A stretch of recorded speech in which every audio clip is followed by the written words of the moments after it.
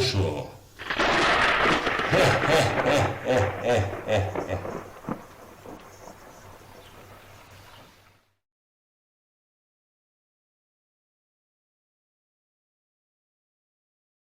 Bien, generadores de corriente alterna. Como veis en la pantalla tenemos un generador de corriente alterna con un rotor y un estator. ¿De acuerdo? El rotor es el inductor y en el estator está el inducido. Entonces vemos un imán permanente en el rotor con dos pares de polos. Un polo sería, por ejemplo, el norte, otro por el sur. Entonces, el norte-sur sería un par de polos. Y tenemos el estator. En el estator tenemos un devanado estatórico. Entonces, la salida, la señal de alterna la tenemos a la salida, es decir, la tenemos en el devanado estatórico. Por eso el inductor está en el rotor y el inducido está en el estator.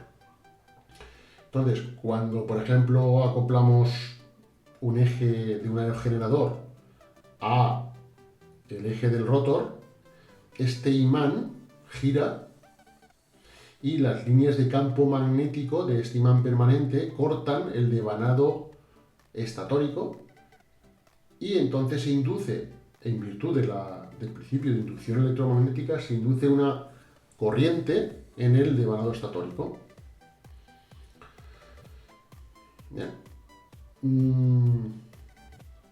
En vez de un imán permanente, lo normal es que haya un electroimán, es decir, que en el rotor también haya un devanado rotórico, y haya un generador de corriente continua, una batería de corriente continua conectado al devanado rotórico.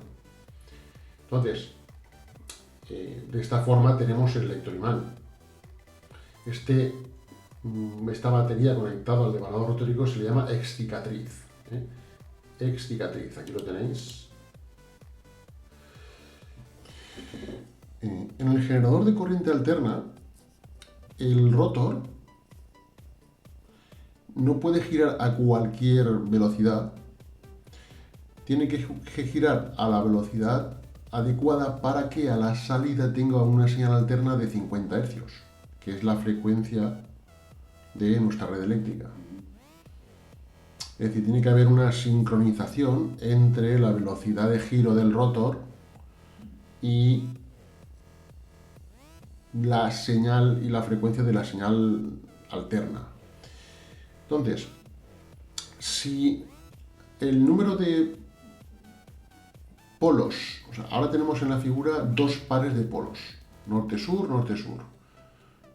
Si en vez de 4 polos o dos pares de polos tengo un solo par, es decir, aquí vemos que tenemos un imán, ¿vale? Norte-sur, un par de polos. Entonces, para obtener una señal alterna de 50 Hz, el rotor tendría que girar a 50 revoluciones por segundo, porque 50 Hz significa 50 ciclos en un segundo. En esto consiste la sincronización. Si el número de pares de polos es 2, que es el que tenemos en la figura, haría falta media vuelta del rotor para obtener un ciclo en la señal alterna. ¿Por qué? Porque fijaos, aquí he designado con los índices, con índice 1 y 2, para diferenciarlos, norte 1, norte 2, sur 1, sur 2. Entonces, cuando el rotor da media vuelta, N1 está aquí abajo y N2 está aquí arriba. Pero fijaos que con media vuelta del rotor vuelvo a tener norte en esta posición.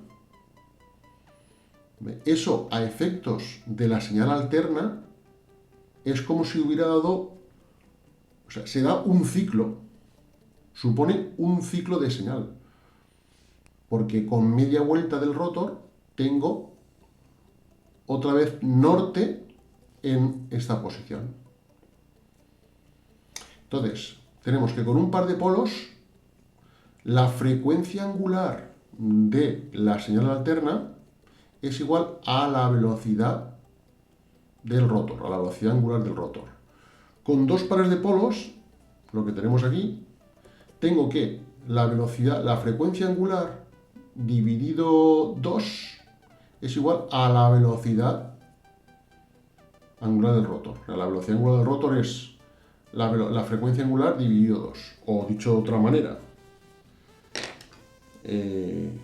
la frecuencia angular de la señal alterna es 2 veces la velocidad angular del rotor. Tenemos que con 4 pares de polos, la frecuencia angular de la señal alterna será 4 veces la velocidad angular del rotor. Es decir, tenemos que la frecuencia angular es igual al número de pares de polos.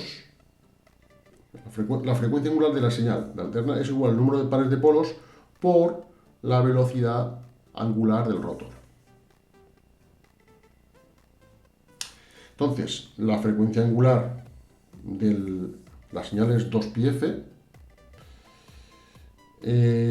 La velocidad angular del rotor, o sea, n sería la velocidad angular del rotor en revoluciones por minuto, vueltas por minuto. Si lo queremos pasar a radianes por segundo, tenemos que multiplicarlo por 2pi y dividirlo por 60. Despejo esta velocidad angular, me da 60f, 60 por la frecuencia dividido el número de pares de polos. Bien, pues a esta velocidad se le llama velocidad de sincronismo.